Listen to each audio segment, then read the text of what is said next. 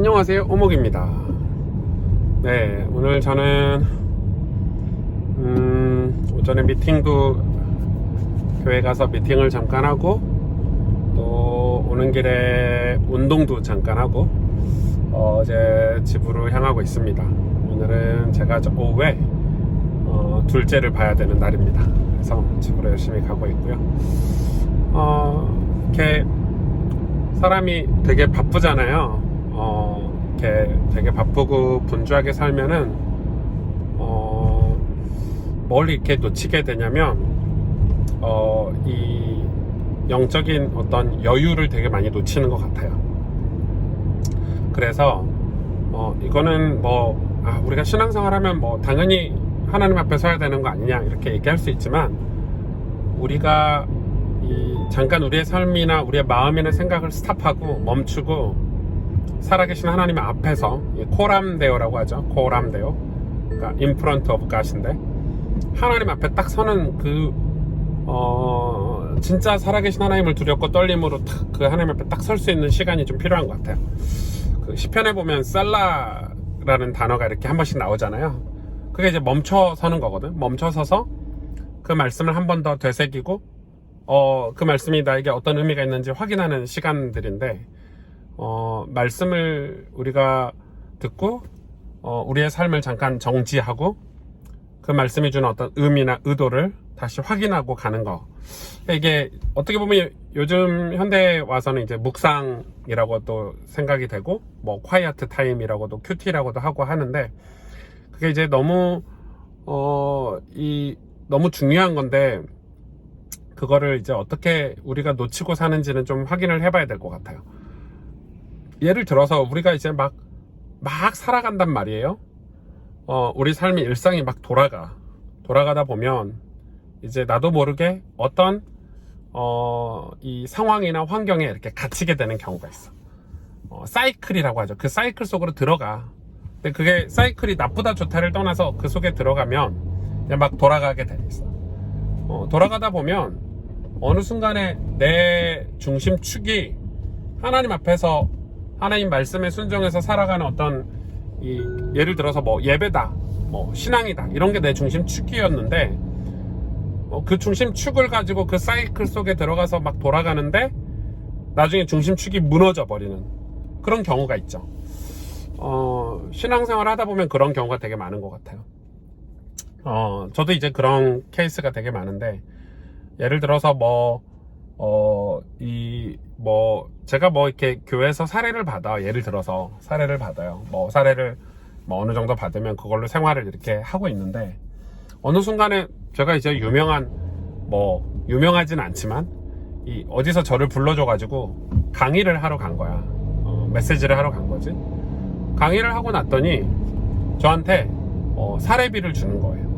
10만원, 20만원, 많이 받을 때는 30만원, 이렇게. 우와, 1시간 강의했는데 30만원을 받아? 그러면 여러분, 교회 사례비는 한 달 내내 사역하고 별일을 다 해도 200 얼마다 이렇게 되잖아요. 그런데 한 강의 겨우 1시간 했는데 30만원이 생기는데, 이게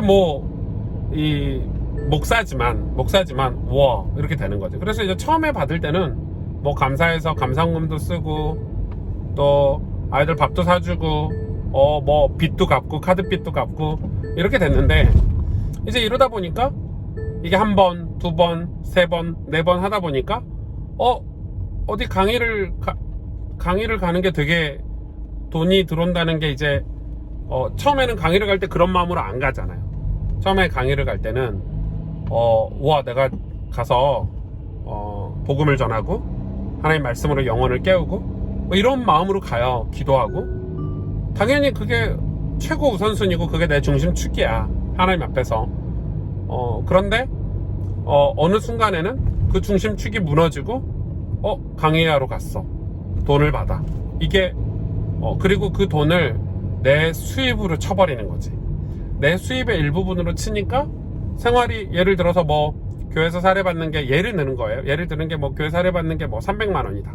아니 200만 원이다. 근데 강의를 한 달에 3번 나가니까 90만 원이 플러스가 되는 거야. 290만 원을 수입으로 쳐.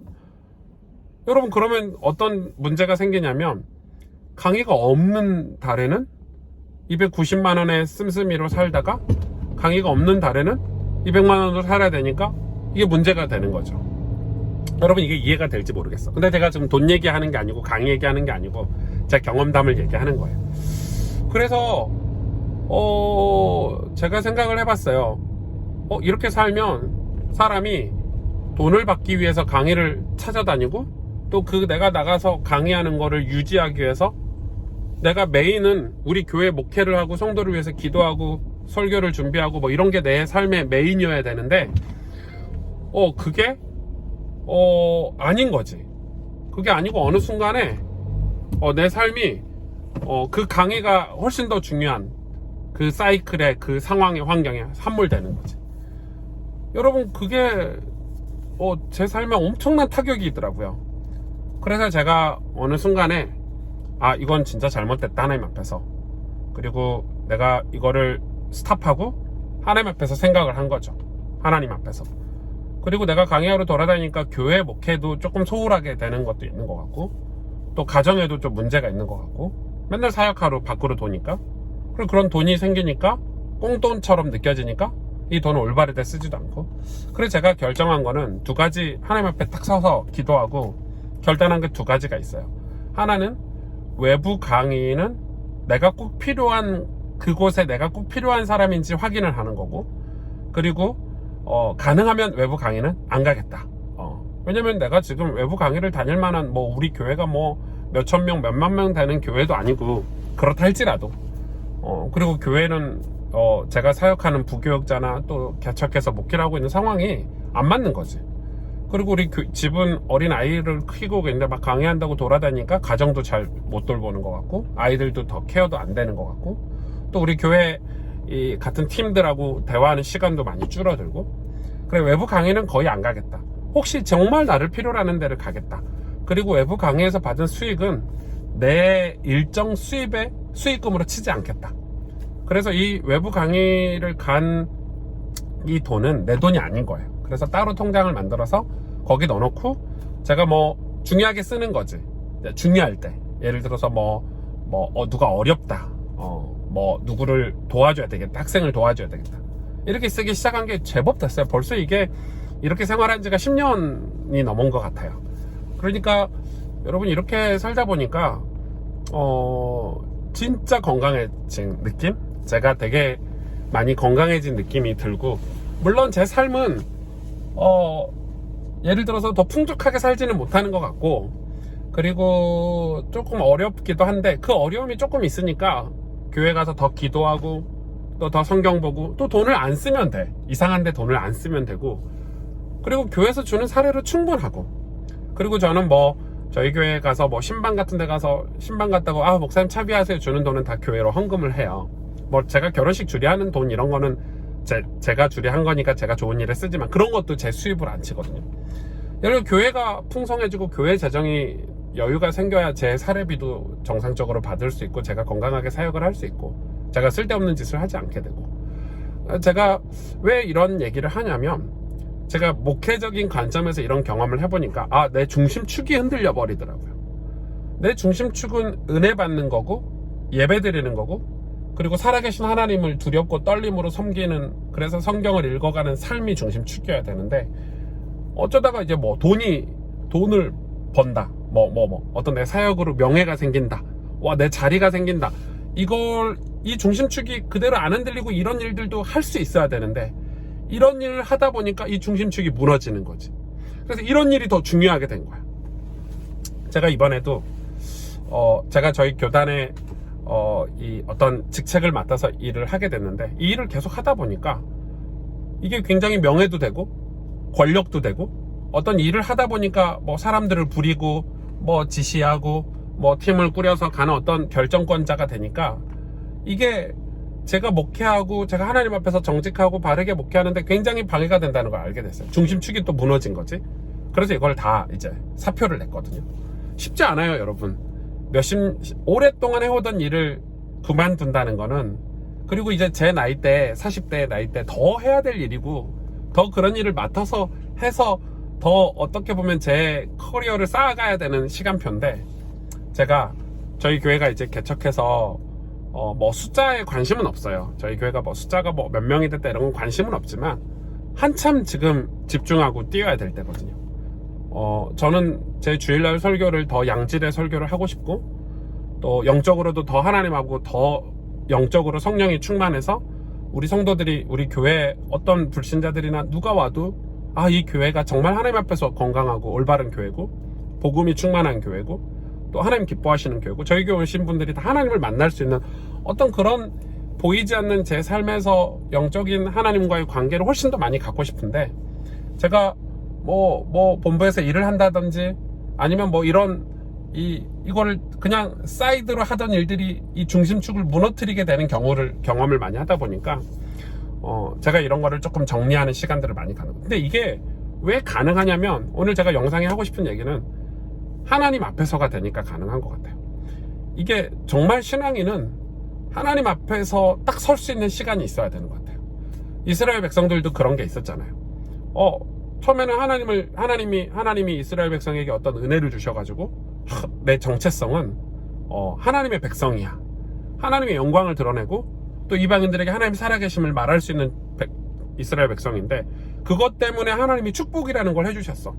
나라가 부강해지고 번창해지고. 그런데 나중에는 하나님이 너에게 이스라엘 백성에게 주신 그 정체성이라는 축이 무너지고, 번창과 번영이, 이 상황과 환경이 이 사람들을 함몰시킨 거지. 그래서 이제 그런 걸로 흘러가니까 나중에는 하나님이 원래 네 모습을 찾아 하고 이 축복들을 빼앗아 가니까 하나님을 원망하고. 근데 그때 누구죠? 학사 에스라나 뭐 느헤미야 같은, 이사야 같은 선지자들이 어떻게 했어요? 하나님 앞에 딱 선 거야. 하나님 앞에 딱 선 거지. 여러분, 이게 얼마나 힘들고 어려운 일이냐면, 다윗도 마찬가지잖아요. 다윗이 광야 생활을 끝나고 이스라엘의 왕이 됐어요. 그리고 나라가, 하나님 얼마나 축복해 주셨어요. 나라가 막 부강한 나라가 됐어. 다윗이 나라가 부강한 나라가 됐는데, 하나님이 다윗을 부르시고 왕으로 세우신 이유는 이 오실 메시아, 이 오실 예수 그리스도에 관한, 그리고 그걸 준비하는 어떤 영적인 의미가 훨씬 더 강하잖아요. 그게 이제 다윗에게 주신 중심축인데, 다윗이 나라가 부강해지다 보니까, 여유로운 삶을 살다 보니까 약간 다윗이 이제 범죄하려는 마음들이 있는 거지. 그래서 이제 다윗이 원래는 안 그런 다윗인데, 원래 광야 생활할 때는 하나님을 얼마나 사랑하고 하나님밖에 없다고 고백하고 힘들고 어려울 때는, 근데 갑자기 여유가 생기니까 왕으로서 대단한 나라 막 주변 국가에서 추앙하지. 그러니까 이제 성적인 범죄도 하고, 다른 사람들 같으면은 그런 상황에서 완전히 함몰돼서, 사울이 그랬잖아요. 완전히 함몰돼가지고 그 길로 가버릴 텐데, 다윗은 그런 범죄했을 때 나단 선지자가 와서 탁 회개 메시지를 던졌어요. 너 하나님 앞에서 죄지었어 했을 때 다윗이 올 스탑하고 하나님 앞에 딱 섰어요. 그게 진짜 중요한 것 같아요. 이게 잘 나갈 때도 그렇고 죄를 지었을 때도 그렇고, 인간은 실수를 할 수 있으니까, 우리 신앙의 가장 중요한 어떤 인간이다 보니까 매일 everyday, 매 초, 매 순간 하나님 앞에서 살면 얼마나 좋겠어요. 근데 그게 잘 안 돼. 분주할 수도 있고 바쁠 수도 있고, 우리가 뭐 사업도 할 수도 있고 공부도 해야 되고 또 목회도 해야 되고 하지만은, 우리가 최소한 우리 삶 속에서 어떤 결정적인 순간에 하나님 앞에서 딱 설 수 있는 믿음. 근데 그게 평상시에 훈련이 돼 있어야 그게 저는 가능하다고 생각하는 거예요. 그래서 우리가 주일 예배 같은 거, 주일은 진짜 하나님 앞에 설 수 있는 시간 중에, 공동체가, 우리 전 성도가 주일날만큼은, 예배 드리는 시간만큼은 하나님 앞에서 딱 근데 우리는 보통 예배를 그냥 드리잖아요. 하나님 앞에 서지 않아.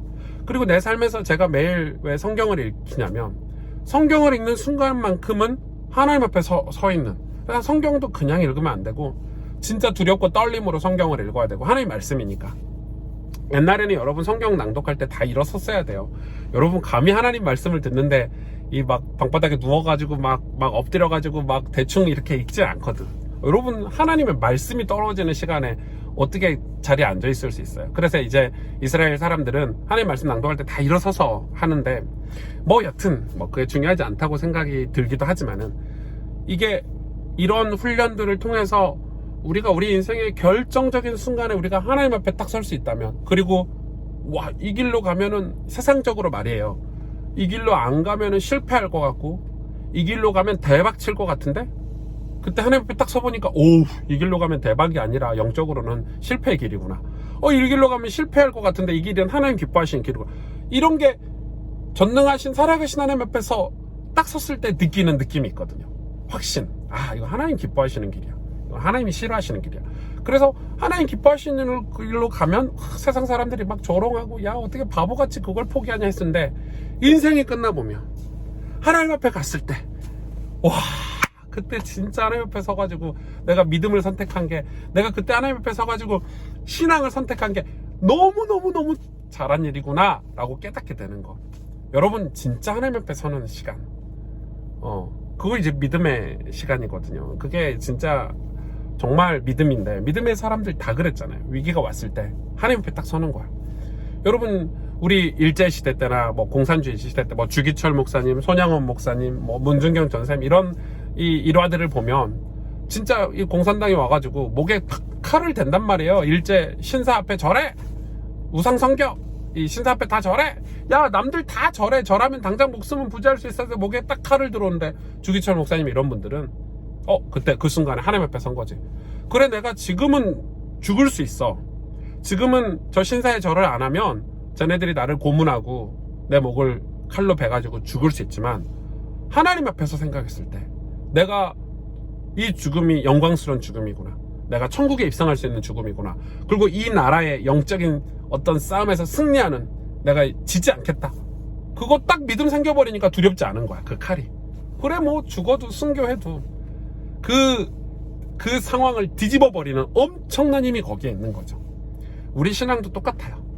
여러분, 우리가 신앙생활 하면서 정말 믿음이 조금이라도 있으신 분들은, 복음이라는 거, 예수님이 내가 십자가로 구원받았다는 믿음이 좀이라도 있는 분들은, 항상 우리가 인생을 선택할 때 하나님 앞에서 진짜 이게 맞는지 틀린지 하나님 앞에서, 이 신앙이 진짜 중요한 것 같아요. 그래서 믿음을 선택할 수 있다면, 우리가 조금씩 믿음을 선택해서 간다면, 여러분 인생 결코 실패할 수 없는 인생, 하나님이 기뻐하시는 인생, 하나님이 함께 하시는 인생, 저는 그런 인생을 우리 옥목TV 가족들이 사셨으면 좋겠어요. 저는 요즘 너무 평안하거든요. 예, 너무 평강하고 기쁘고, 내가 진짜 믿음을 선택해서 가니까 이렇게 홀가분할 수가 없어요. 물론 뭐 삶은 뭐 경제적인 거는 조금 더 어려울 수 있고, 제가 뭐 명예라든지 사람들한테 좀 칭찬받고 사람들이 뭐 인기 이런 건 좀 덜 할 수도 있지만, 내가 저희 교회가 너무 행복하고, 내 설교나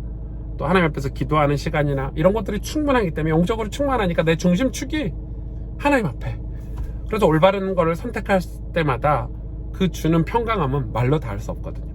예, 그래서 우리 크리스찬에게, 그리스도인에게 가장 중요한 단어 중에 하나가 하나님 앞에서, 결정적인 순간에 우리가 하나님 앞에서 탁 서가지고 멈춰서서 믿음을 선택하는, 그게 이제 우리에게 이제 일상의 훈련이 되기 위해서 저는 공동체가 예배드리는 주일 예배가 진짜 중요하다고 생각하고, 평상시에 우리가 매일 성경을 읽고 하나님 앞에 서는 시간들이 조금씩 있다면, 우리가 진짜 결정적인 인생의 결정적인 순간에 믿음을 딱 선택할 때, 그게 이제 우리가 진짜 믿음의 사람의 길로 가는 거죠.